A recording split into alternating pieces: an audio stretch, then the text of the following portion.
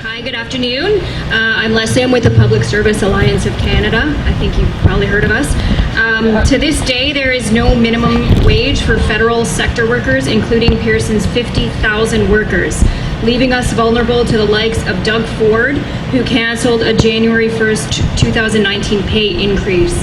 What is your government's position on establishing a federal minimum wage, and what would it be? Would you please start us off? Yeah. Sure. Just earlier this year, an expert panel was created, and it was recommended by the Labour Minister, Patty Hajdu, to do so, to engage in this issue. So the expert panel has presented a report to the government, to the Minister, I believe on June 30th. That report was submitted. I have not seen this report myself yet, so there has been a whole bunch of amendments that were made just today. The rollout is on that. I don't believe federal minimum wage is in that rollout, but there is a lot more to do based on all the recommendations made in that report. So federal minimum wage was one of the things that they had studied and come up with some recommendations on. So we're looking to implement the recommendations that have been made. That's great. Thank you. We support the fight for 15.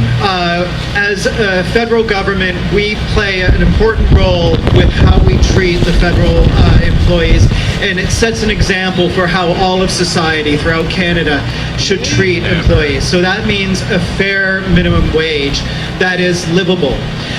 So that's the first step. I think something that's important to talk about is job security. Having a minimum wage is one thing, but if you have insecurity throughout your work, that causes a ripple effect throughout the family and throughout the rest of the country.